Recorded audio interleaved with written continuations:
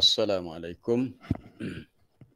Waalaikumsalam warahmatullahi taala wabarakatuh. Waalaikumsalam warahmatullahi taala wabarakatuh. Waalaikumsalam warahmatullahi. Bismillahirrahmanirrahim. Alhamdulillahi rabbil alamin. Wa bihi nasta'in wa la udwana illa 'alal zalimin. Wassalatu wassalamu ala Rasulillah wa ala alihi wa ashabihi wa man sara ala nahjihi ila yaumiddin. Rabbi shrah li sadri wa yassir li amri wahlul 'uqdatam min lisani yafqahu qawli. Allahumma zidna ilma warzuqna fahma. Allahumma 'allimna ma yanfa'una wa zidna ilma warzuqna fahma, amma ba'd. Para jemaah dirahmati Allah, sahabat-sahabat dan pendengar penonton yang dikasihi semua, alhamdulillah setelah beberapa hari kita bercuti hari raya haji, alhamdulillah hari ini hari Sabtu 24 Julai 2021 Masihi bersamaan 14 Zulhijjah 1442 Hijriah, kita dapat sambung kembali untuk program tadabbur kita. Jadi hari ini kita masuk surah yang barulah, surah Al-Mulk sebenarnya dah habis. Jadi untuk hari ini surah Al-Qalam. Jadi kita terus kepada bacaan dulu. Jadi untuk hari ini kita ambil 2 ayat saja, itu ayat yang pertama dan ayat yang kedua.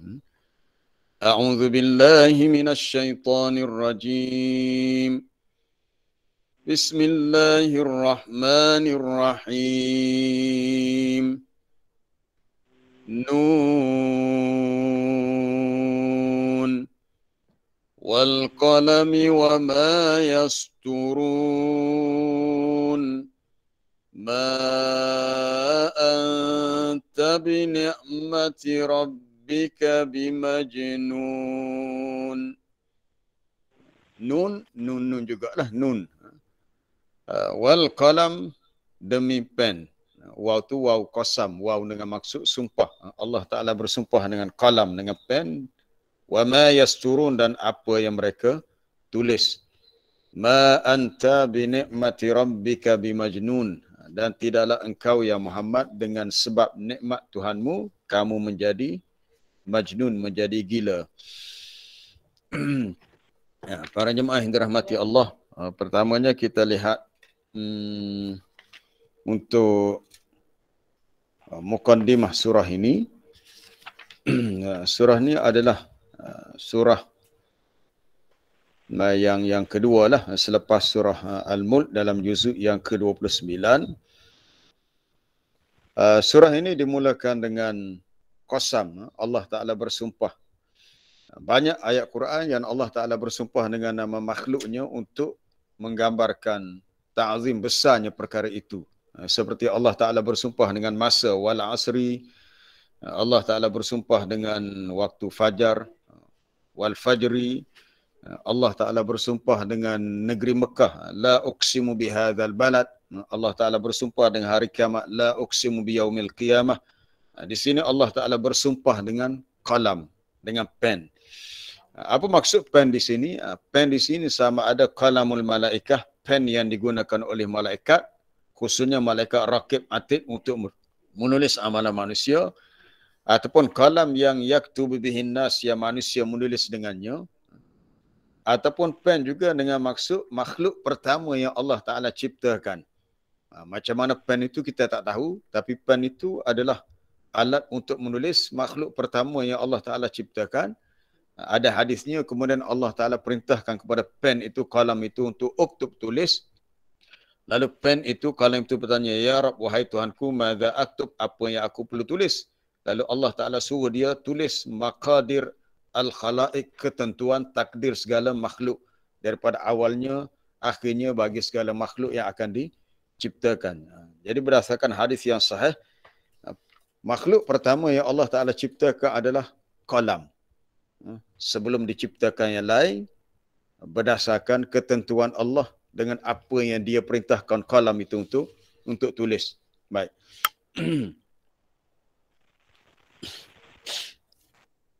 Antara kelebihannya surah ini di antara surah yang terawal diturunkan di Mekah. Antara surah yang terawal diturunkan di Mekah.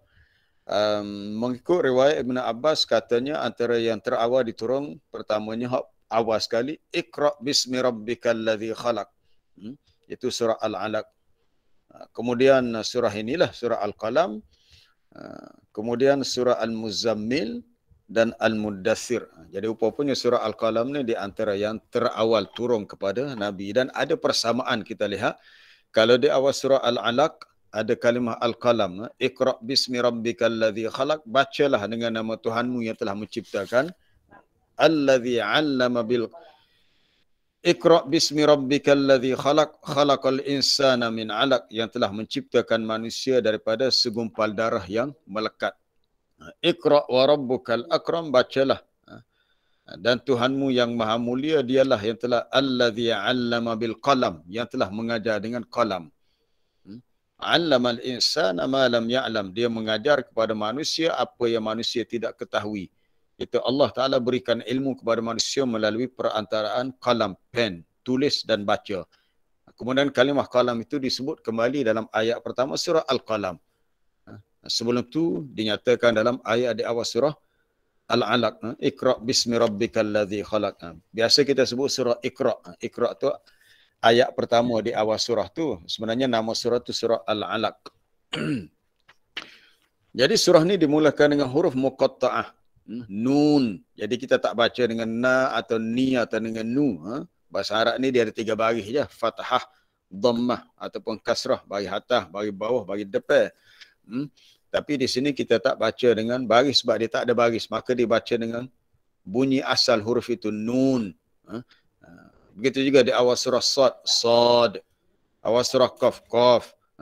Ataupun di awal surah Al-Baqarah, Alif, Lam, Mim. Maka dibaca dengan asal huruf itu. Jadi di sini nun kita baca dengan hukum mad, lazim, harfi. Sebanyak 6 harakat lah. Baca 6 harakat. Apa baca panjang tu? Sebab bila kita baca nun, tulisnya nun saja tapi bacanya nun, waw, nun. Nun, waw, nun. Maka huruf yang di tengah tu, huruf waw tu adalah huruf mad. Maka sebab itulah dibaca dengan nun. Kita bunti akhir tu dengan nyata pada nun yang dimatikan. Dia tak ada pada tulisan tapi ada pada bacaan. Nun iaitu nun, waw, nun. Dari segi bacaannya. Tulisannya nun sahaja. Tapi bacaannya nun, waw jadi nun. Wal qalam wa ma yastur. Baik, apa tujuan Allah Taala datangkan huruf muqatta'ah ni di awal sebahagian surah? Maka dimulakan fi ba'di suwar, dalam setengah surah dengan al-huruf al-muqatta'ah, huruf yang putus. Disebut huruf putus sebab dia tidak membentuk satu perkataan, dia tidak membentuk satu kalimah. Kebanyakan ulama tafsir hanya sebut Allahu a'lam bi muradih. Allah yang lebih mengetahui apa yang dia kehendaki. Allah yang lebih mengetahui apa yang dia kehendaki daripada huruf muqatta'ah. Jadi tujuan didatangkan huruf ini adalah litanbih wa tahaddi, untuk memberi peringatan kepada manusia bahawasanya khususnya orang Arab lah, ada dalam Quran kalimah-kalimah yang mereka sendiri pun tak mampu untuk memahaminya. Wa tahaddi, untuk mencabar manusia, khususnya orang-orang Arab yang berbangga dengan kehebatan mereka dalam berbahasa. Orang Arab di zaman jahiliah dari sudut bahasanya sangat tinggi. Sesiapa yang belajar tarikh al-adab al-arabi, sejarah kesusastraan Arab, ramainya di zaman itu syu'ara, penyair-penyair yang mahir dalam bidang syair lah, kalam syair, kalam nasar dan sebagainya.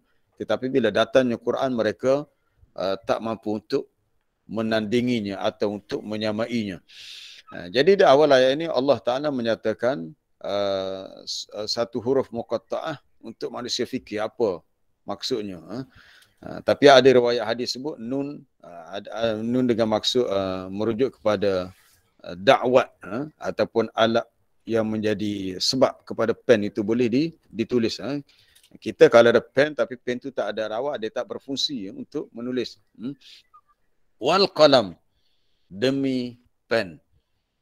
Dia bila kita belajar bahasa Arab, kita tahu waw tu waw qasam, kerana huruf akhir dalam isim tu, kata nama tu dia baris bawah. Wal qalami, dia tak baca dengan wal qalamu, wal qalami. Jadi bila mi, baca mi, huruf akhir pada kalam tu, mim tu, baris bawah, mana waw tu waw qasam, waw sumpah. Begitu juga wal asri, kita tak baca wal asru, wal asra, wal asri, waw tu waw qasam, wal fajri, wal laili, apa dia lagi, dan seumpamanya. Bila huruf akhir dalam isim, dalam kata nama selepas qasam itu baris bawah, maka menunjukkan waw tu adalah waw qasam. Qasam maknanya sumpah. Dalam bahasa Melayu kita kata demi pen. Demi ni maknanya bersungguh-sungguh. Kita kena faham dalam bab qasam, sumpah ni, kita bagi manusia, kita tak boleh bersumpah dengan nama makhluk. Kita hanya boleh bersumpah wallahi, demi Allah. Wallahi, billahi, tallahi, dengan menggunakan nama Allah. Tak boleh bersumpah dengan nama makhluk. Tapi Allah Ta'ala boleh bersumpah dengan makhluknya untuk menggambarkan hebatnya perkara tu. Hebat tu maknanya ada sesuatu yang penting di sebalik objek yang dijadikan sumpah. Maka di sini Allah Ta'ala bersumpah dengan pen. Telah disebut tadi, pen di sini al-qalam alladhi yaktubu bihi. Pen yang yuktabu bihi, yang ditulis dengannya pada sesuatu. Ataupun perkara yang manusia tulis dengan kalam, sama ada ilmu-ilmu dan pengetahuan. Ini satu perbezaan antara kita dengan binatang, ialah binatang dia tak ada kepandaian berbahasa. Al-bayan. Ar-Rahman 'allama al-Quran, khalaqal insan 'allamahul bayan. Itu di awal surah Ar-Rahman. Allah Ta'ala yang bersifat dengan Ar-Rahman, Maha Pengasih Penyayang. Dialah yang mengajar kepada manusia Al-Quran. Quran ini Quran lah, Quran yang kita baca ni. Dialah yang menciptakan manusia dan mengajar kepada manusia al-bayan. Al-bayan ialah kebolehan berbahasa, bertutur, saling memahami satu sama lain, boleh berkomunikasi, boleh bermesyuarat, boleh berbicara dengan bahasa.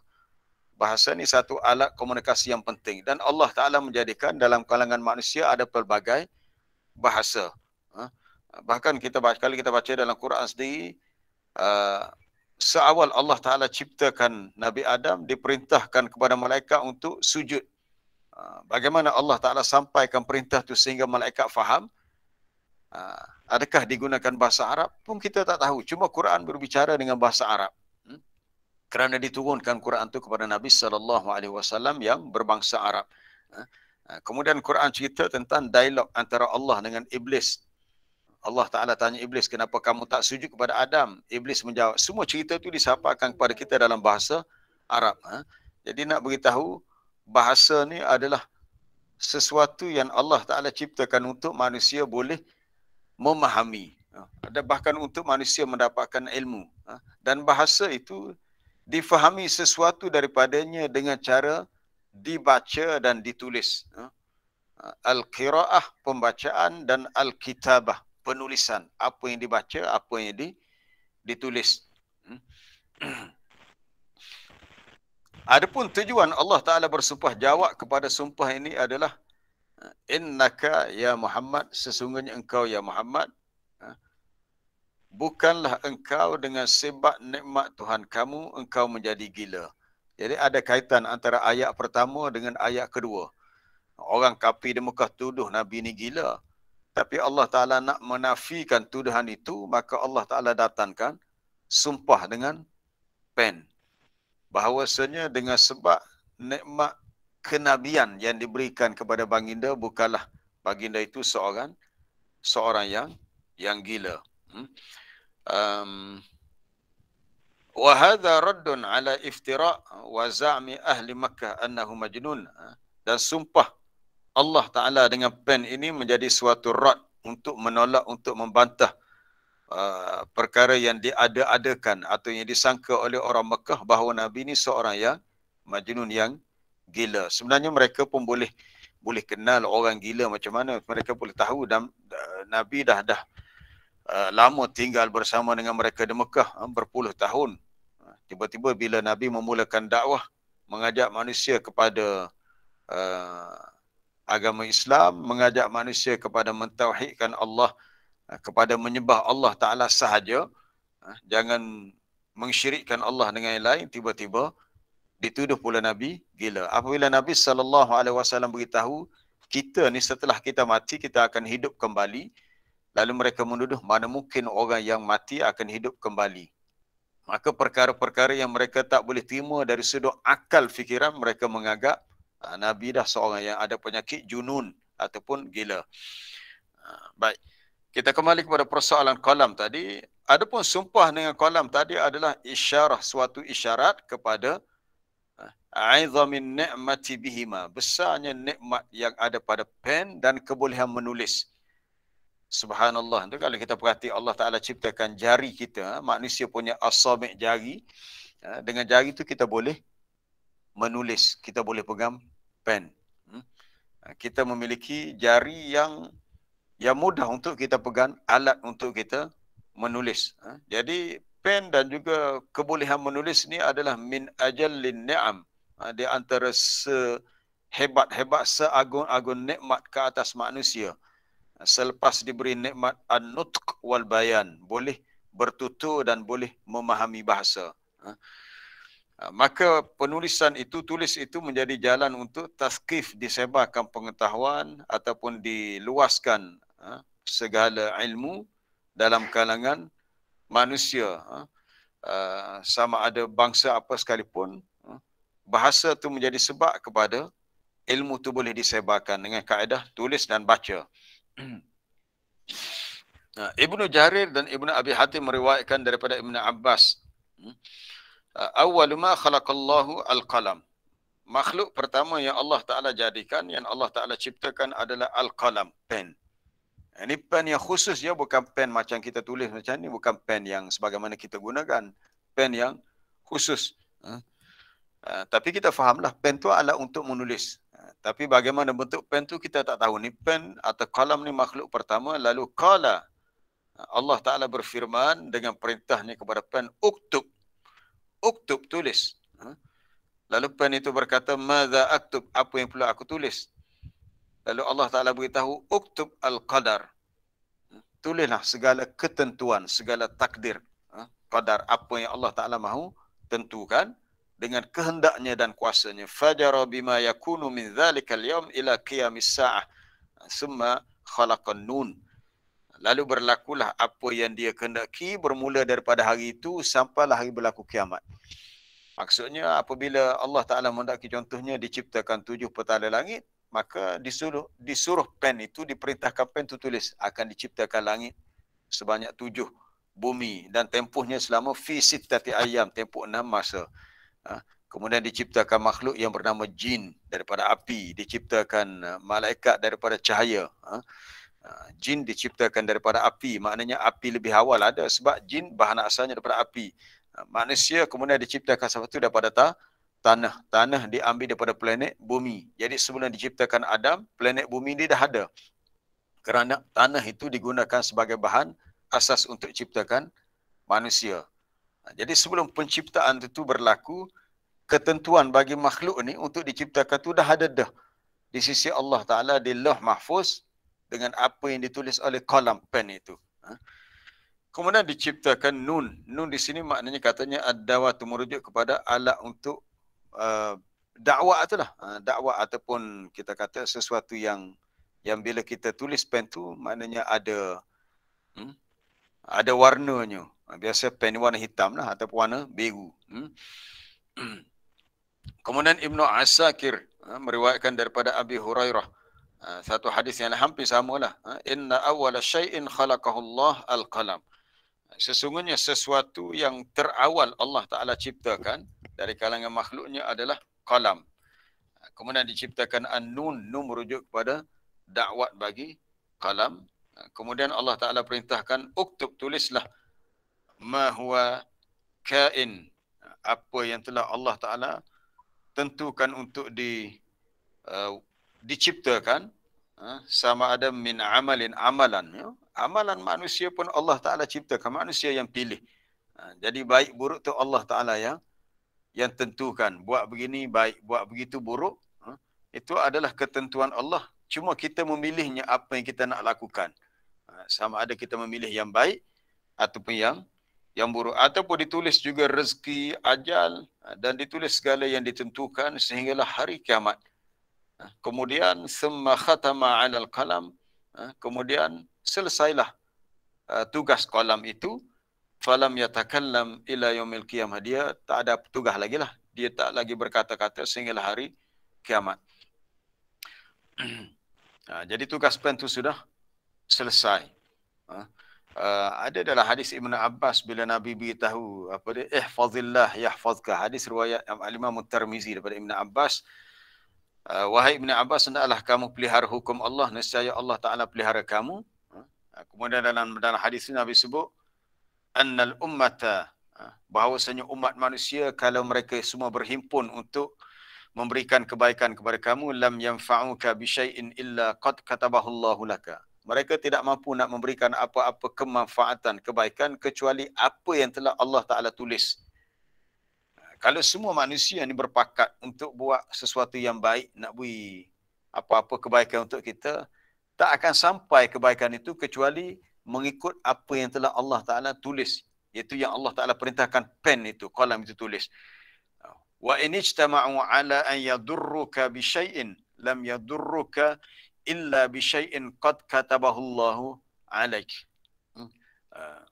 Sekiranya mereka berpakat untuk membahayakan kamu, memudaratkan kamu, maka mereka tidak mampu nak membahayakan kamu kecuali perkara itu telah Allah Ta'ala takdirkan, telah ditulis. Itu tulis maksudnya diperintahkan qalam itu untuk tulis. Akhir sekali Nabi beritahu, rufi'atil aqlam, telah diangkat pen. Pen diangkat, maka tugas dia dah selesai. Wajafatus suhuf, dan suhuf sudah kering.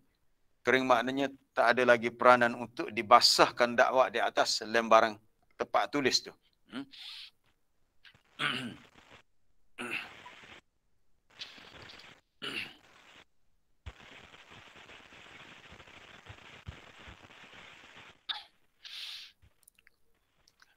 Satu hadis daripada Abi Hurairah, kana rajulun, ada seorang lelaki di kalangan Ansar.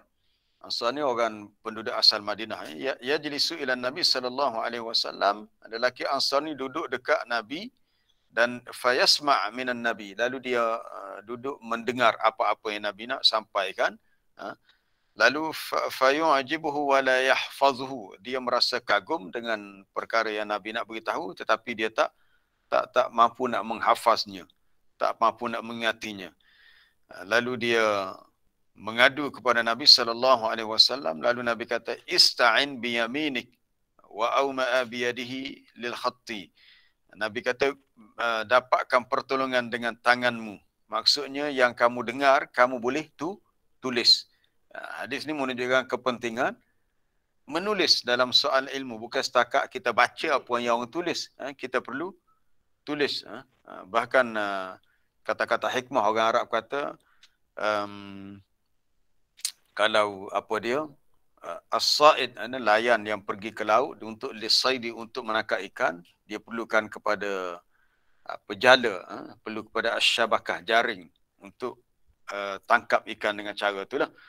Maka untuk pastikan kita boleh ikat ilmu, caranya dengan bil kitabah, dengan cara tulis. Bila tulis ada pen. Kita tak boleh tulis dengan jari semata-mata, sebab hujung jari kita tak ada dakwat. Kita kalau kita tekan, kita cocok hujung jari kita dengan benda tajam, dia akan keluar darah. Tak boleh menulis, kita guna pen. Jari itu hanyalah alat untuk membolehkan kita pegang pen tadi. Tapi sebaiknya bila kita tulis ni, kita tulis dengan tangan kanan. Ya. Ada setengah orang kita ni dia kidal, dia tak boleh tulis tangan kanan, dia guna tangan kiri. Tapi lebih baik menulis ni kita guna tangan kanan. Di tangan kiri ni untuk sesuatu yang tidak bersih, yang tidak baik lah. Tapi kalau boleh tulis tu, kita tulis dengan tangan kanan. Kalau boleh lah, kalau tak boleh tu nampak macam mana. Berdasarkan ayat, وَمَا كُنْتَ تَتْلُو مِنْ قَبْلِهِ مِنْ kitab. Tidaklah engkau ya Muhammad pernah membaca kitab sebelum ini Wala takhuttuhu biyaminik, dan tidaklah pernah engkau menulis kitab itu dengan tangan kananmu. Maksudnya Nabi ni tak pandai membaca dan menulis. Ini kita dah bincang ayat ni dalam surah surah Al-Ankabut itu. Bila kita bincang ayat tentang sifat ummi pada Nabi dalam tafsiran ayat itu ayat di awal ayat kedua surah Al-Jumu'ah itu. Maknanya dalam ayat itu Allah Ta'ala suruh tulis dengan tangan kanan. Ayat ni ada kaitan dengan awal surah Al-Alaq yang telah disebut tadi, iaitu kaitan antara baca, pen dan juga tulis. Antara al-kitabah, al-qiraah dengan al-qalam. Tulis, baca, pen. Kalimah pertama yang turun kepada Nabi SAW adalah tentang ilmu diajar dengan qalam. Allazi 'allama bil qalam. Allah Ta'ala mengajar kepada manusia dengan qalam. Sebab setiap kali turunnya wahyu kepada Nabi, maka Nabi SAW akan panggil sahabat-sahabat untuk tulis. Maka dilantiklah beberapa orang sahabat sebagai penulis-penulis wahyu.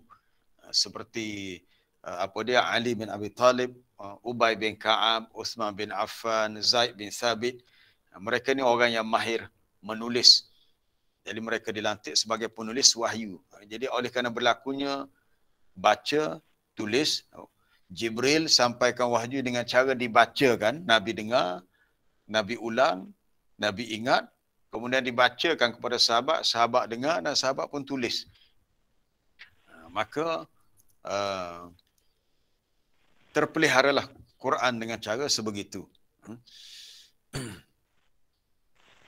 Dan ketika Al-Quran diturunkan pada zaman jahiliah terdahulu, ianya turun di tengah-tengah masyarakat yang dikuasai oleh sifat kejahilan dan sifat buta huruf. Sebab majoriti masyarakat Arab ni tak boleh membaca dan menulis. Majoriti, kebanyakannya tak boleh membaca dan menulis, sehingga disebut bangsa Arab itu adalah ummiyin atau ummiyun. Adapun orang yang bagus al-qiraah wal kitabah fil asril jahili, yang bagus penulisan dan pembacaannya di zaman jahiliah, la yatajawazu adadul asabi', tak lebih daripada bilangan jari. Jari kita ada 10, makna tak ramai lah. Kalau jari 10 ni, kalau kita pergi satu kampung tu mungkin ada 2-3 orang je boleh baca dan menulis.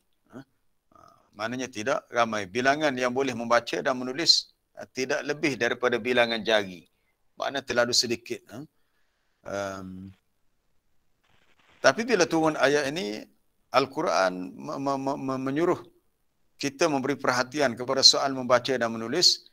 Dan bahkan Allah Ta'ala bersumpah di awal surah Al-Qalam ini dengan pen untuk menunjukkan makanatil qalam wal kitabah fil hadarah al-islamiyah, menunjukkan kedudukan pen dan tulis dalam ketamadunan Islam. Jadi ketamadunan Islam ni dia berlangsung dengan sejajar dengan perkembangan ilmu. Dalam Quran ada 2 tempat, ada 4 tempat disebut qalam. Ini perkataan qalam. 2 disebut dalam bentuk mufrad, dalam bentuk jamak. Dalam bentuk mufradnya itu di awal surah Al-Qalam, nun wal qalami wa ma yasturun. Mufrad makna dalam bentuk yang singular lah. Qalam, satu pen, merujuk kepada satu pen. Kemudian dalam surah Al-Alaq, Iqra wa rabbukal akram alladhi 'allama bil qalam. 'Allamal insana ma lam ya'lam. Jadi kalau kita perhati molek, ayat pertama yang turun kepada Nabi ni ayat yang suruh baca. Orang Kelantan ni kalau bercakap dia kena ada sabdu, suruh baca, suruh membaca. Ayat yang memerintahkan supaya Nabi membaca, bukan ayat tentang solat, bukan ayat tentang puasa dan lain-lain ibadat. Tapi ayat pertama turun kepada Nabi adalah Iqra, bacalah. Sehingga Nabi jawab, ma ana biqari'in, aku tak reti baca, aku tak tahu membaca. Lalu diulang lagi oleh malaikat Jibril, Iqra, bacalah. Lalu Jibril pun ajar kepada Nabi, Iqra bismi rabbikal ladzi khalaq, bacalah iaitu dengan nama Tuhanmu yang telah menciptakan. Sebab tu sebaiknya kita nak memulakan apa-apa bacaan, kita bacalah bismillah. Bukan setakat baca Quran, Kita nak baca apa-apa sahaja yang boleh memberikan manfaat daripada apa yang kita baca. Kita dapat info, dapat maklumat, dapat ilmu. Mana kita kena mulakan dengan Bismillah. Sebab ayat tu suruh, Iqra' bismi rabbikal ladzi khalaq. Bacalah dengan nama Tuhanmu, dengan menyebut nama Allah yang telah menciptakan semua makhluknya. Selepas tu disebut, Iqra' wa rabbukal akram alladzi 'allama bil qalam, yang telah mengajar manusia dengan qalam. Kalimah qalam juga disebut secara jamak. Pertamanya dalam surah Ali Imran ayat 44, zalika min amba'il ghaibi nuhihi ilaik. Itu adalah sebahagian berita-berita ghaib yang kami wahyukan kepada kamu. Berita ghaib ini merujuk kepada kisah yang berlaku zaman dilahirkan Maryam dulu oleh ibunya Hannah. Itu kita dah baca itu di akhir surah At-Tahrim gitu, tentang kisah Maryam gitu. Wa ma kunta ladaihim iz yulquna aqlamahum, dan tidaklah engkau ya Muhammad ada bersama mereka ketika mereka melemparkan pen-pen mereka. Pen-pen, sebab bila dibuat undian zaman dahulu dia tulis nama pada pen. Kemudian dia akad pen, tengoklah nama siapa. Kalau kita sekarang bila buat undian biasa kita tulis pada kertas yang kecil kan. Kita kecil kita gulung. Buh dalam satu bekas untuk dibuat apa dia contohnya, cabutan bertuah contohnya. Kemudian dibuat undian. Naik nama siapa daripada kertas tu. Zaman dulu dia guna pen, dia tak guna kertas. Dia guna pen. Jadi didatangkan sebutan pen itu dalam bentuk jamak. Kemudian disebut juga perkataan aklam dalam bentuk jamak dalam surah Luqman yang telah saya post dalam grup kita tentang keluasan ilmu Allah. Ayat 27 surah Luqman. Walau annama fil ardi min syajaratin aqlam. Kalaulah semua pokok-pokok kayu di atas muka bumi ini menjadi pena. Wal bahru yamudduhu min ba'dihi sab'atu abhurin ma nafidat kalimatullah. Manakala air laut pula menjadi dakwat yang digunakan untuk menulis ilmu-ilmu Allah. Kemudian ditambah lagi dengan 7 lautan, maka tidak habis untuk ditulis semua kalimah-kalimah Allah. Maksud kalimah merujuk kepada ilmu-ilmu Allah. Jadi banyaknya ilmu Allah, sebanyak pokok kayu atas muka bumi dan sebanyak air laut, nak tulis tak habis lagi. Subhanallah, tu kita tak boleh nak fikir betapa ilmu Allah Ta'ala itu sangat luas dan sangat banyak. Itu boleh rujuk dalam ayat 27 surah Luqman. Dan banyaklah perbincangan tentang ayat ni, boleh rujuk dalam kitab tafsir lah. Cuma kita tak bukan nak fokus pada ini, tapi nak beri tumpuan kepada ayat dan surah Al-Qalam tentang Allah Ta'ala bersumpah dengan pen. Wa ma yasturun, dan apa yang mereka tulis.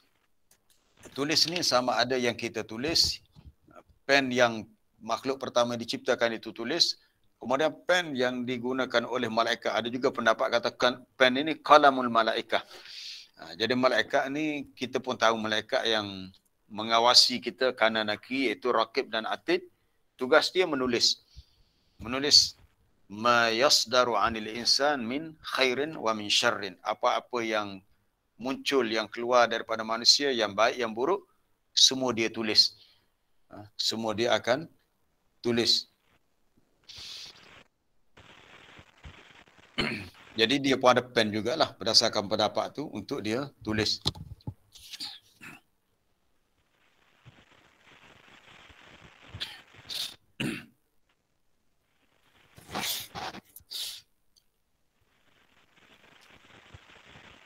Adapun pen yang kita guna pada hari ini,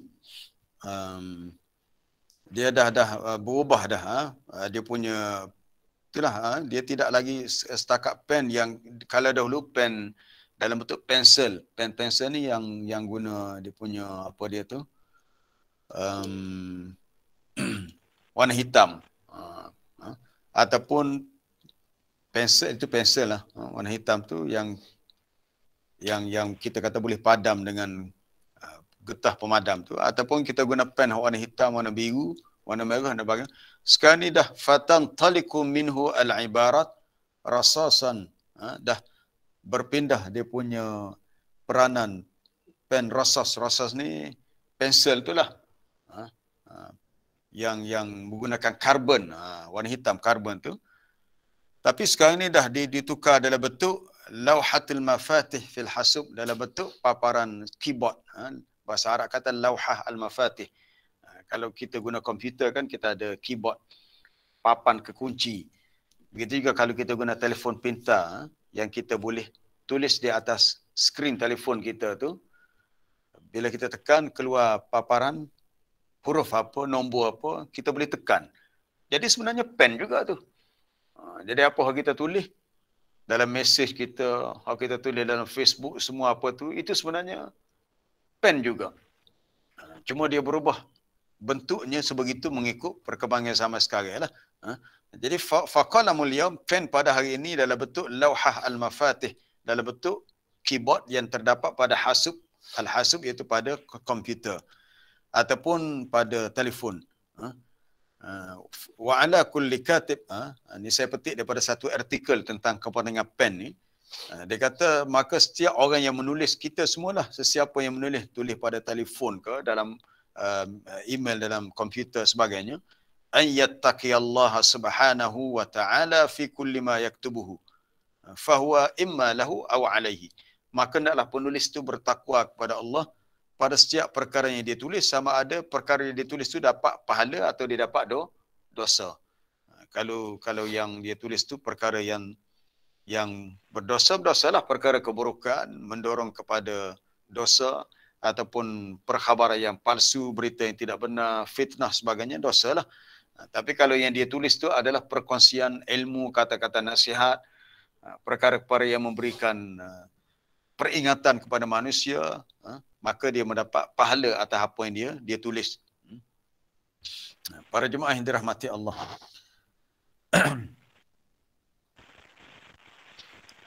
Sebenarnya segala ketentuan makhluk telah Allah Ta'ala tulis semenjak bila lagi ni. Dalam hadis Sahih Muslim daripada Abdullah bin Amru, ni kita masih tentang qalam lagi, sebelum kita pergi ayat yang kedua. Inna Allaha kataba maqadir al-khalaiq. Sesungguhnya Allah Ta'ala telah menulis. Maksud Allah Ta'ala tulis ni bukan dia tulis sendiri. Allah Ta'ala perintahkan kepada qalam tadi untuk tulis kan. Kita dah baca hadis sebelum ni. Allah Ta'ala ciptakan qalam. Lalu dia kata, dia berfirman, uktub, tulislah. Lalu pen pun tanya. Pen pun boleh bercakap. Dia tanya, madza aktub, aku nak tulis apa? Tulislah. Maqadir al-khalaiq. Ketentuan semua makhluk. Takdir semua makhluk. Ya, Allah Ta'ala telah tentukan dengan kehendaknya, lalu pen itu diperintahkan untuk menulisnya bila tu? Qabla an yakhluqas samawati wal ard bi 50,000 sanah. Iaitu sebelum diciptakan langit dan bumi dalam tempoh 50,000 tahun. Lama dah. Sebelum diciptakan langit dan bumi, 50,000 tahun sebelum tu, semua tu sudah orang kata dah siap sedia dalam ketentuan Allah di Lauh Mahfuz, sudah ditulis. Jadi apa yang berlaku dalam kehidupan kita ni tak terlepas daripada ketentuan itu. Fakullu ma yajri fi hadhil hayati. Segala yang berlaku dalam kehidupan kita ni innama huwa qadarullah. Dia adalah ketentuan Allah. Jadi persoalan pen ni bukan setakat berilmu, tapi ada kaitan dengan qada dan qadar Allah. Kerana Allah Ta'ala telah menentukan takdir bagi makhluk ni dengan diperintahkan pen itu untuk tulis.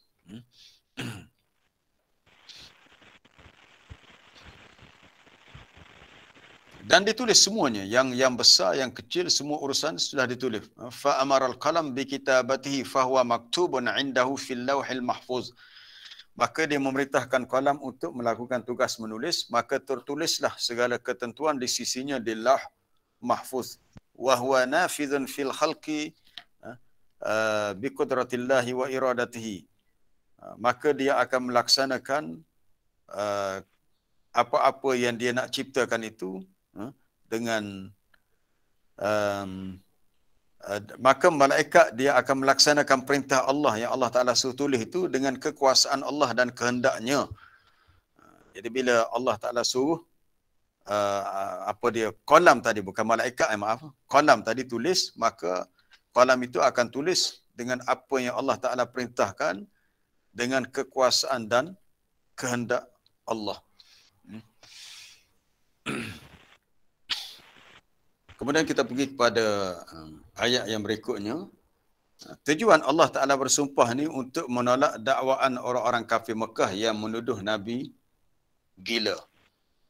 Dia tuduh Nabi gila. Sebenarnya tuduhan gila ni tuduhan yang lama sebenarnya. Ini satu tindakan yang kita kata copy and paste. Dia salin dan dia pindahkan daripada pemikiran orang-orang kafir terdahulu. Kalau kita baca kisah dakwah Nabi Nuh alaihissalam, Nabi Nuh setelah berdakwah untuk tempoh yang begitu lama, maka Allah Ta'ala perintahkan kepada Nabi Nuh supaya membina kapal ataupun bahtera yang besar. Jadi bila Nabi Nuh buat kapal pula buat di atas kawasan daratan, bukannya di tepi laut. Biasanya orang buat kapal yang besar ni tepi laut untuk dihanyutkan ke laut ataupun untuk bawa belajar ke laut. Lalu mereka menuduh Nabi Nuh gila dah. Kullama marra alaihi mala'um min qaumihi sakhirun min. Tu Allah Ta'ala cerita dalam surah Hud. Setiap kali kaum Nabi Nuh melalui tempat Nabi Nuh buat kapal, mereka mempersendakannya. Eloklah kamu buat kapal di sini, nanti kapal kamu ni boleh belayar atas daratan ni. Itu satu sendaan. Akhirnya berlakulah ketentuan Allah, iaitu hujan turun mencurah-curah. Hujan yang lebat turun daripada langit. Menariknya bila Allah Ta'ala sebut cerita tentang hujan banjir zaman Nabi Nuh, biasa hujan ni, air hujan tu turun daripada awan. Awan, daripada celah-celah awan turunnya hujan. Tapi dalam kisah hujan zaman Nabi Nuh, Allah Ta'ala sebut dalam surah Al-Qalam, فَفَتَحْنَا أَبْوَابَ السَّمَاءِ بِمَاءٍ مُنْهَمِرٍ. Kami buka pintu-pintu langit. Makna hujan zaman Nabi Nuh bukan daripada awan, atas lagi. Daripada pintu langit. Mana air daripada sana, daripada angkasa lepas lebih banyak turun mencurah-curah. Kemudian air daripada perut bumi keluar, membuak-buak. Lalu faltaqal ma'u ala amrin qad qudir. Lalu bertemulah air daripada atas langit dengan air daripada bumi, menyebabkan bumi ini banjir besar. Bukan nak cerita bab banjir, nak cerita kaum dia pernah tuduh Nabi Nuh ni sebagai gila. Itu kita boleh baca dalam surah Al-A'raf. Dalam dituduh sesat dan gila lah. Tapi Nabi Nuh kata, qala ya qaumi laisa bi dhalalah, aku tidak sesat kerana melakukan sesuatu yang kamu fikir tidak munasabah dan tidak logik. Begitu juga kisah Nabi Musa alaihissalam di zaman kisah Nabi Musa di zaman Bani Israel. Apabila Raja Fir'aun menuduh Nabi Musa gila. Kerana Nabi Musa memulakan kerja dia orang jahiliah ni, orang jahil ni ataupun orang yang sesat ni, bila dia tak ada hujah, dia punya modal dia hanya tuduh dalam bentuk penghinaan. Tuduh gila, tuduh sebagai tukang sihir, tuduh sebagai penyair dan macam-macam tuduhan yang negatif. Dalam surah Asy-Syu'ara, apabila Fir'aun dah tak ada hujah, dia kata, inna rasulakumul ladzi ursila ilaikum la majnun. Sesungguhnya rasul yang diutuskan kepada kamu ini, wahai Bani Israel, ada seorang yang benar-benar gila, la majnun. Dituduh Nabi Musa gila. Jadi begitu juga Nabi SAW bila Nabi berdakwah di Mekah. Nabi Muhammad juga pernah dituduh sebagai seorang yang gila. Kerana Nabi menyampaikan apa yang akal mereka tak mampu untuk faham. Antaranya Nabi sebut, seseorang yang mati dia akan hidup kembali selepas dia mati, dan dia akan berhadapan dengan pembalasan di akhirat. Bila Nabi mengajak kepada ilahukum ilahun wahid, Tuhan kamu adalah Tuhan yang satu. Lalu mereka berkata, aja'alal alihata ilahan wahida, adakah patut dia menjadikan Tuhan-Tuhan yang banyak sama dengan Tuhan yang satu? Kita kan dah biasa selama ini kita ikut agama datuk nenek moyang yang menyembah Tuhan yang banyak. Itu kata orang-orang jahiliah. Jadi tiba-tiba Muhammad bawa agama yang mengajak menyembah Tuhan yang satu. Ini sesuatu yang ajaib, ini sesuatu yang pelik. Jadi bila mereka tak ada hujah ilmu untuk menolak dakwah Nabi, akhirnya mereka menggunakan kaedah tuduh dan melabelkan Nabi dengan label-label yang negatif, tuduh Nabi ni majnun, salah satunya gila lah. Maka Allah Ta'ala bersumpah dengan qalam di sini, tujuannya nak menolak dakwaan yang mengatakan Nabi Muhammad sallallahu alaihi wasallam itu bukanlah baginda itu gila. Dengan sebab Nabi diberi nikmat yang merupakan nikmat di sini nikmat an-nubuwah, ya. Ma anta bi nikmati rabbika bimajnun. Tidaklah engkau ya Muhammad dengan sebab nikmat yang Tuhan berikan kepada kamu. Maksud nikmat di sini bi nikmatin nubuwah, nikmat diberi pangkat kenabian. Nabi ni bukan dia minta jadi nabi pun, bukan dia minta jadi rasul. Allah Ta'ala yang pilih. Allah Ta'ala yang pilih dia. Adapun tuduhan gila tu supaya manusia menjauhinya. Maka mereka memperhebatkan kempen nak menghalau manusia supaya tidak mendekati Nabi. Maka orang-orang Quraisy, orang-orang kafir Quraisy di Mekah, setiap kali ada orang luar datang ke Mekah, mereka cuba menakut-nakutkan. Dia kata, kalau kamu mendengar seorang lelaki yang bernama Muhammad bercakap, jangan kamu dekati dia kerana dia ni seorang yang gila. Kadang-kadang mereka tuduh dia ni seorang yang sahir, tukang sihir. Kalau kamu mendengar bacaan-bacaan dia, kamu terpukau, kamu tersihir dengannya. Jangan dekati dia. Tapi bukan semua orang-orang daripada luar Mekah tu orang yang bodoh. Ada orang yang cerdik. Orang cerdik tu berfikir, betulkah apa yang disebut oleh orang-orang kafir Mekah? Maka mereka cuba menyiasat ataupun cuba memastikan betul ataupun tidak. Mereka cuba mendengar dia dan menilainya. Dan orang-orang yang berakal boleh nilai, ni orang yang begini bukan orang yang gila, ni orang yang siuman, orang yang baik cara tindakannya. Sebab manusia yang waras, dia boleh kenal siapa yang gila, siapa yang tidak gila.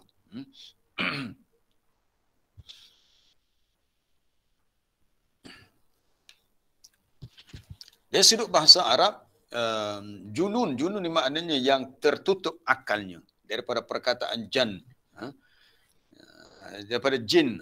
Kalau kita dengar perkataan al-jin, jin disebut jin ni sebab dia satu makhluk yang tidak boleh dilihat dengan mata, mana dia terdinding.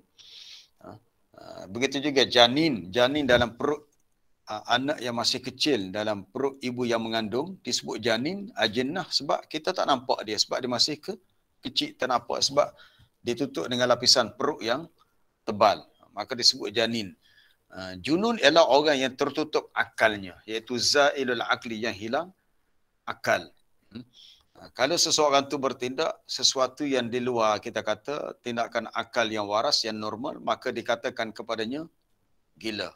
Bila seorang lelaki, di zaman Nabi ada seorang lelaki yang melakukan kesalahan perbuatan zina, dia mengaku, dia datang jumpa Nabi mengaku, Nabi tanya, abika junun, muni ada penyakit gila kah? Oh, dia kata tidak. Sebab biasa orang bersalah dia tak akan datang mengaku. Tetapi lelaki itu sanggup mengaku sebab dia nak bersihkan dirinya daripada dosa yang telah dilakukan.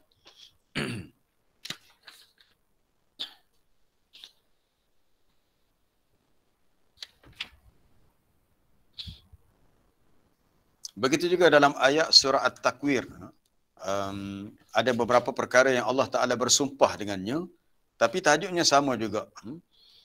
Surah At-Takwir ini dalam juzuk Amma, dalam juzuk yang ke-30, kita akan bertemu dengan ayat wa ma sahibukum bimajnun.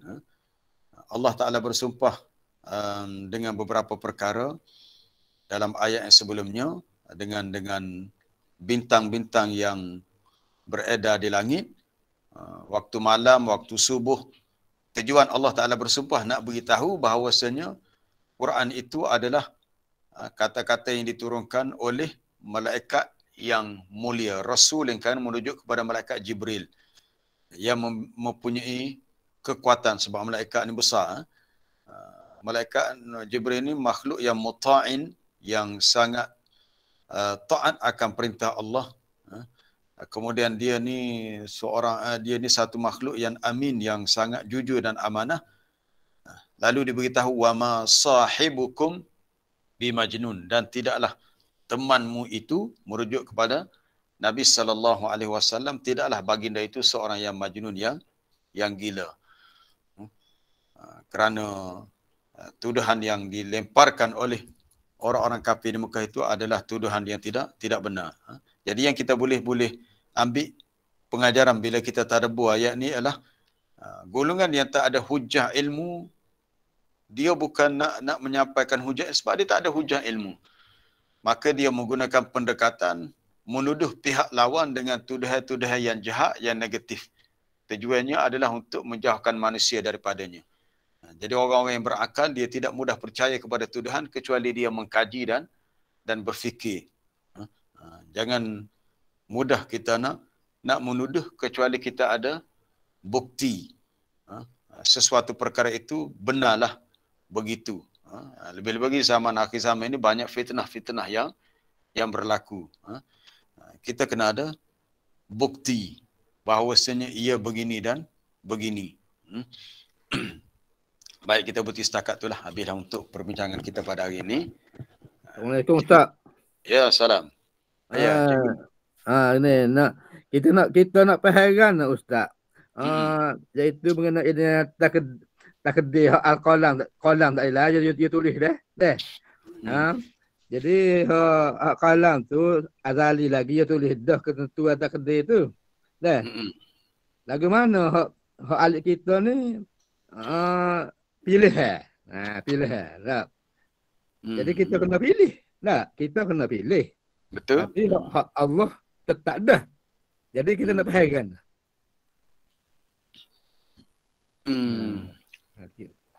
Kau tak apa Ustaz? Dia faham. Dia ada gini, apa yang Allah Ta'ala tentukan untuk makhluk dia, ada sesuatu yang kita tak boleh pilih. Dia berlaku secara ittirari. Ada perkara-perkara yang kita boleh pilih. Dia tentukan kita boleh pilih. Contoh yang kita tak boleh pilih ialah bila malam kita rasa mengantuk, kita kena tidur. Kita tak boleh memilih untuk tidak tidur. Sebab Allah Ta'ala yang telah mentakdirkan seawal dia ciptakan manusia, iaitu antara sifat manusia adalah bila kita letih, kita mengantuk waktu malam, kita kena tidur. Jadi kalau kita nak paksa untuk lawan tidak tidur, bermakna kita telah melawan fitrah kita sendiri. Takdirnya saya itulah fitrah. Baik. Ada perkara yang kita boleh pilih. Soal keimanan, kekufuran, itu tidak dipaksa. Allah Ta'ala turunkan kitab, Allah Ta'ala utuskan Rasul untuk berdakwah, dan itu tidak secara ijbari atau tidak secara ittirari, tidak didesak, dipaksa, tapi manusia boleh pilih. Jika manusia pilih yang salah, sedangkan mereka boleh berfikir, sedangkan mereka sudah tahu, mereka layak dihukum atas kesalahan mereka. Iaitu contohnya Nabi dah berdakwah, dan dakwah tu dah sampai kepada orang yang dia dakwah, tapi orang tu tak mahu terima. Maka mereka menanggung kesalahan atas kesalahan mereka memilih yang salah. Jadi pilihan ni ada dua dalam perkara yang kita tak boleh nak pilih. Macam contoh tadi, macam tidur malam. Sama juga kita, apa dia lagi? Kita lapar, kita kena makan. Kita tak boleh memaksa diri untuk terus lapar, tak boleh. Kita kena makan. Sebab itu ketentuan Allah. Wa rabbuka yakhluqu ma yasha' wa yakhtar. Tuhan kamu yang menciptakan makhluknya dan dia lebih memiliki kuasa untuk yakhtar, pilih. Ma kana lahumul khiyarah. Tidak ada bagi manusia untuk memilih dalam perkara yang mereka tak boleh pilih. Maksud tak boleh pilih dalam perkara yang mereka tak boleh pilih. Contohnya kalau kita memilih untuk hidup selama-lamanya, tak boleh. Allah Ta'ala telah menentukan kita ni hidup, lepas ni kita akan mati. Tiba-tiba kita kata, ya Allah, aku memilih untuk hidup selama-lamanya, aku tak nak mati. Tak boleh. Tak boleh. Kita nak memilih sesuatu yang bercanggah dengan fitrah, tak boleh. Sampai masanya kita akan mati juga, walaupun bukan pilihan kita untuk mati. Baik. Adapun soal perkara yang kita boleh pilih, itulah yang ditentukan soal dosa pahala. Kita boleh memilih sama ada kita nak bersedekah atau tak nak bersedekah. Kita boleh memilih sama ada hari ini kita nak baca Quran, tak nak baca Quran. Kita boleh memilih sama ada ini kita nak buat pahala atau kita nak buat dosa. Kita boleh memilih. Jadi yang Allah Ta'ala tentukan di Lauh Mahfuz seawal diciptakan itu adalah ketentuan yang bersifat umum. Telah ditulis dosa pahalanya begini. Maka kita yang memilihnya. Adapun ketentuan yang lebih khusus, peringkat kedua, hak tu peringkat yang umum ya, hak qalam tu umum. Yang kedua, ketika nak diciptakan seseorang anak dalam perut ibunya, dihantar malaikat dan ditulis. Malaikat tulis rezekinya, ajalnya, adakah dia orang ni celaka bahagia. Itu ketentuan tu dia bersifat mu'allaq, bukan mubram. Qada yang mu'allaq maknanya dia boleh berubah. Jadi penulisan takdir itu, ketentuan itu bukan sesuatu yang tetap. Ditentukan, bukan ketetapan. Ditentukan untuk kitabah, untuk tulis, dan dia boleh berubah. Itu boleh rujuk dalam surah Ar-Ra'du. Likulli ajalin kitab. Setiap ajal, setiap ketentuan itu ada tempohnya. Setiap sesuatu tu ada kitab ni bukan buku. Kitab ni maknanya dah ditulis di sisi Allah macam mana tu. Likulli ajalin kitab. Setiap satu-satu tempoh waktu tu ada suratan yang telah ditentukan daripada asalnya, yang soalan tadi suratan daripada azali lagi. Likulli ajalin kitab. Nanti Cikgu Nur boleh rujuk ayat tu ya, ayat 38 39 surah Ar-Ra'du. Kemudian selepas tu Allah Taala sebut yamhullahu ma yasha'u wa yuthbit wa 'indahu ummul kitab. Allah Taala berkuasa untuk memadamkan apa yang dia kehendaki. Maksudnya apa yang telah ditulis oleh qalam tentang takdir tadi, jika Allah Ta'ala kehendaki untuk dipadamkan, dihapuskan, dia boleh. Ataupun waisbit, atau untuk ditetapkan, untuk tidak dipadamkan. Atas kehendak dia. Dan di sisi Allah Ta'ala jugalah ummul kitab, ibu bagi segala suratan. Ataupun induk, yang induk di Lauh Mahfuz itu di sisi Allah. Itu hak main folder, file yang utama. Kemudian hak apa dia nak padam, apa tu dia boleh berubah. Contohnya ginilah kita kata. Contohnya, telah ditulis di Lauh Mahfuz atau ditulis seawal anak tu nak diciptakan, orang ni hidup dia 60 tahun, umur dia 60 tahun. Adakah semestinya bila ditulis 60 tahun maka dia akan mati bila umur 60 tahun? Mungkin tidak. Jika Allah Ta'ala kenaki, mungkin atas sebab-sebab tertentu dipanjangkan umur dia. Dia meninggal umur 65 tahun ke, ataupun dia meninggal umur 70 tahun, boleh berubah.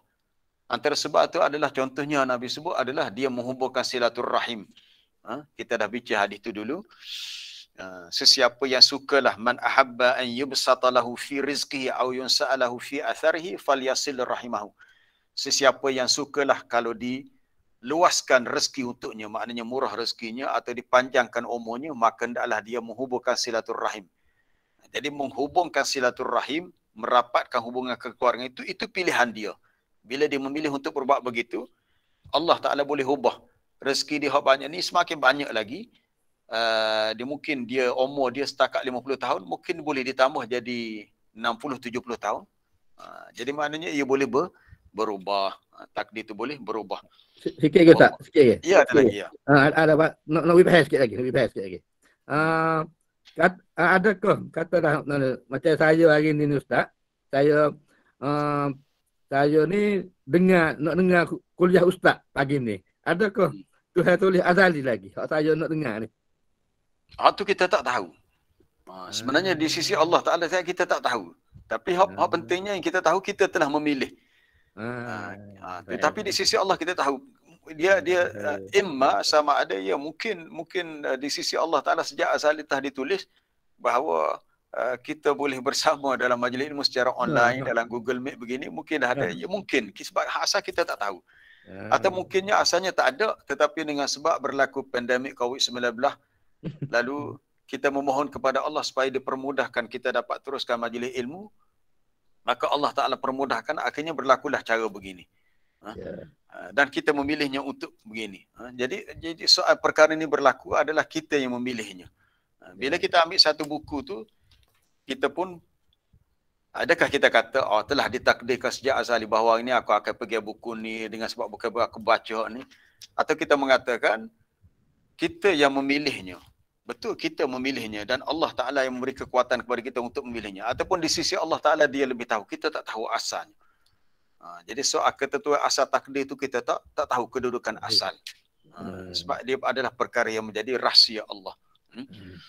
Cuma bila kita buat satu kebaikan, kita memuji Allah Ta'ala kerana kita telah diberi taufik dan hidayah untuk kita buat apa yang dia sukai, apa yang dia redai. Maka sebab tu kita disunatkan bila kita buat satu kebaikan, kita kata Alhamdulillah allazi bi ni'matihi tatimmus salihat.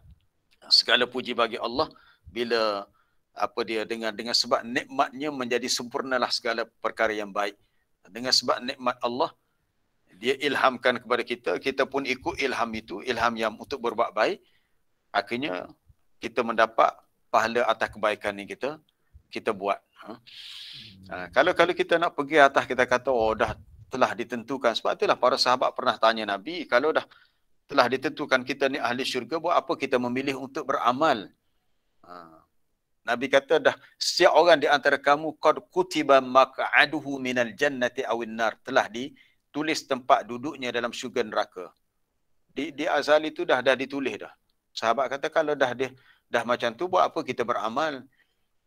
Falima ya'malul amilun. Nabi kata tak boleh. I'malu, kamu kena beramal. Itu pilihan kamu. Bila kamu memilih untuk beramal, maka fakullun muyassar lima khuliqalah. Setiap orang itu akan dipermudahkan oleh Allah Ta'ala untuk apa yang Allah Ta'ala ciptakan untuknya. Kalau Allah Ta'ala ciptakan untuknya syurga dan dia menjadi ahli syurga, maka mudah untuk dia melakukan amalan-amalan ahli syurga.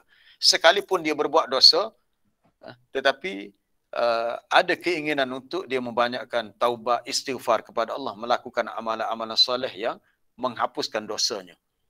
Berbeza dengan orang yang berbuat dosa dan dia tidak memilih untuk dia bertaubat, maka dia rugilah. Terima kasih Ustaz. Terima kasih Ustaz. Ya, sama-sama. Assalamualaikum Ustaz. Ya, salam. Nak tanya ni Ustaz apa ni seawal makhluk ciptaan ialah qalam Ustaz tak? Ya, betul. Jadinya hak qalam waktu tu hak duduk di lauh mahfuz tu ke Ustaz? Ya, betul. Okey, yang kedua. Yang kedua asal. Hak asal. Yang kedua ni nak tanya hak nun ni, nun ada kaitan ke ada tafsir saya baca dalam Ibnu Katsir tu, kaitan hak jenis ikan nama nun ni.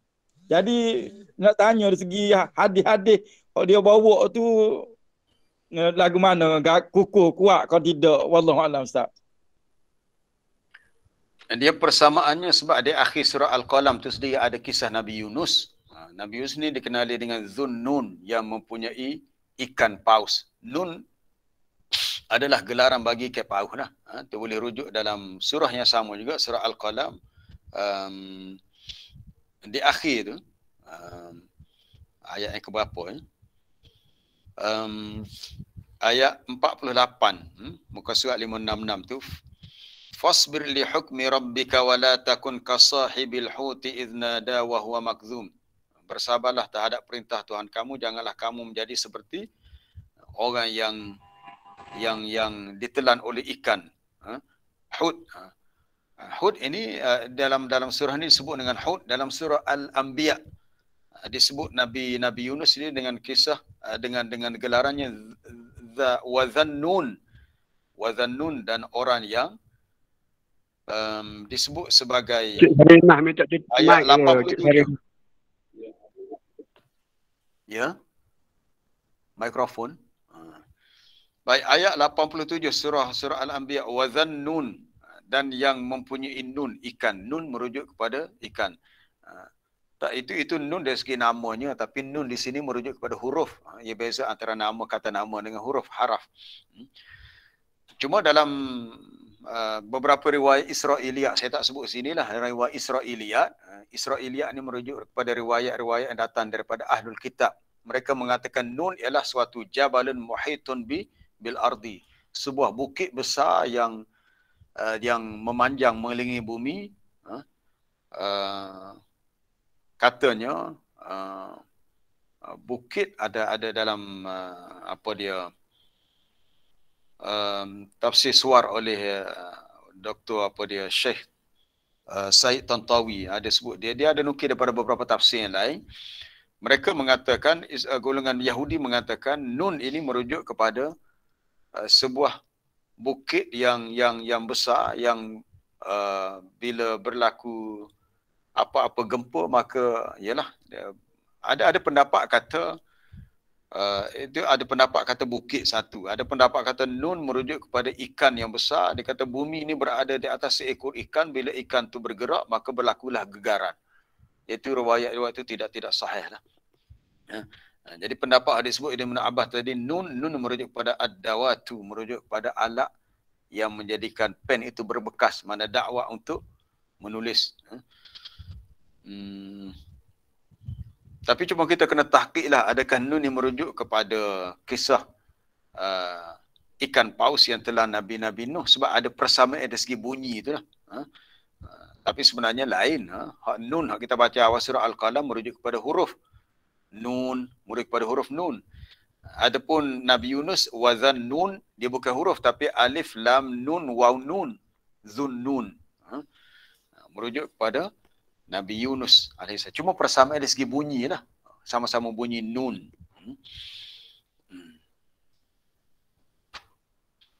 Ada soalan bertulis, ada tak soalan bertulis. Beza antara takdir mubram mu'allaq. Mubram ni tetap, dia tak boleh berubah. Itu satu saja, kematian. Kematian adalah qadha yang mubram, yang tetap. Maknanya kita semua akan mati. Tapi bila kita mati, macam mana kita mati itu mu'allaq, dia boleh berubah. Mungkin asal ditentukan kita akan mati umur 50. Tapi atas sebab-sebab tertentu mungkin ditambah lagi usia kita.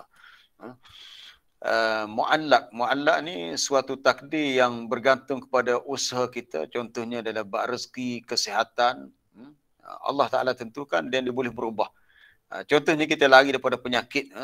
Sebagaimana kisah bila Khalifah Umar dan para sahabat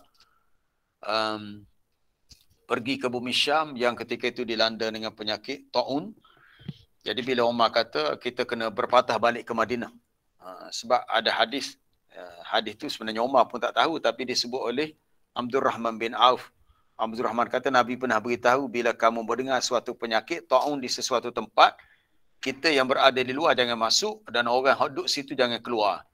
Maknanya adanya perintah berkurung ataupun quarantine. Jadi Umar pun faham hadis itu. Lalu mereka kata, ya Umar, adakah kamu mahu lari daripada qada ketentuan Allah? Dia kata, nafirru min qadarillah ila qadarillah. Kita lari daripada satu takdir Allah kepada takdir yang lain. Maknanya kita lari ni adalah satu takdir juga. Maknanya takdir itu bukan makna kita berserah. Kita kena ada usaha. Selagi kita boleh berusaha bermakna kita telah buat sesuatu yang mengubah takdir yang asal. Itu yang bersifat mu'allaq. Kalau orang tu miskin dia kata saya ni tak perlu bekerja. Kalau bekerja raja pun saya tak kaya-kaya dah Tuhan tertentukan di lemah pun saya ni miskin. Bukan begitu. Allah Ta'ala boleh ubah kemiskinan seseorang yang ditentukan di lemah pun menjadi kaya. Allah Ta'ala boleh ubah jika dia kehendaki. Tetapi seseorang tu perlu menjadi sebab-sebab yang membolehkan berlaku perubahan pada nasib kehidupannya dengan cara usaha tadilah, doa dan sebagainya.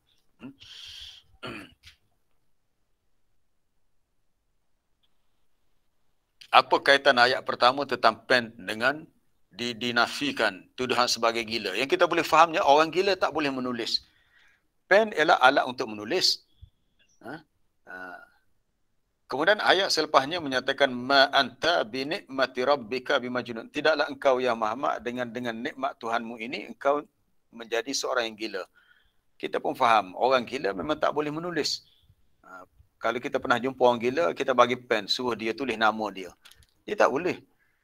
Sebab dia bila nak menulis, dia kena berfikir. Aku nak tulis apa dia. Dia kena huruf, kena tahu baca. Tapi orang gila, dia akal dia tak boleh berfikir, maka dia tak boleh tulis. Itu yang kita nampak perkaitan antara ayat pertama dan kedua.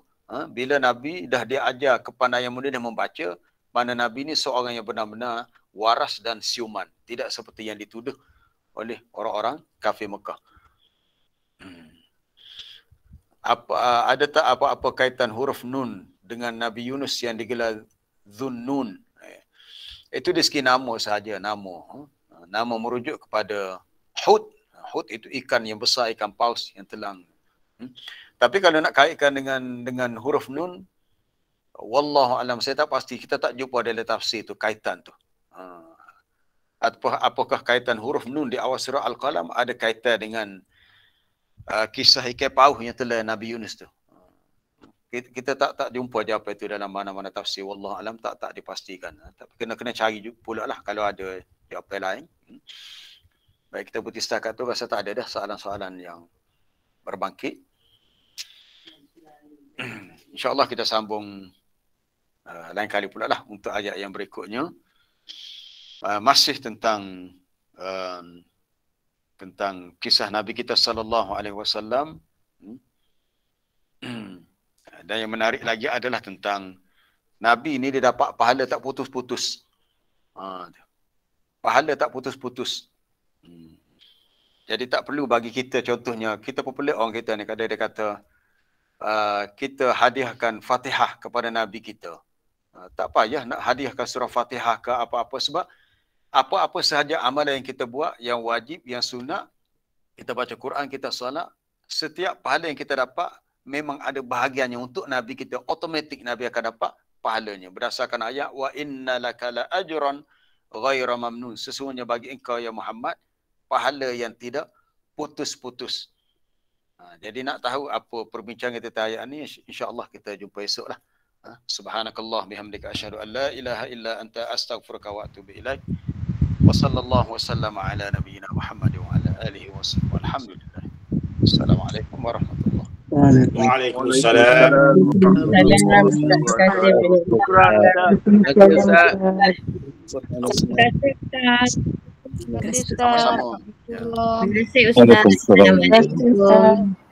Terima kasih Ustaz. Terima kasih Ustaz. Assalamualaikum. Assalamualaikum. Waalaikumsalam warahmatullahi. Terima kasih Ustaz. Jazakallah khair. Jazakallah khair Ustaz. Waalaikumsalam. Syukran Ustaz. Assalamualaikum. Terima kasih Ustaz. Assalamualaikum. Assalam. Terima kasih Ustaz. Assalamualaikum warahmatullahi wabarakatuh. Waalaikumsalam Ustaz. Terima kasih. Terima kasih Ustaz. Assalamualaikum.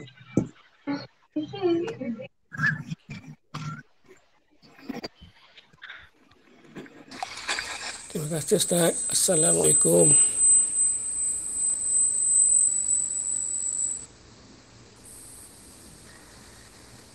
Terima kasih Ustaz. Assalamualaikum.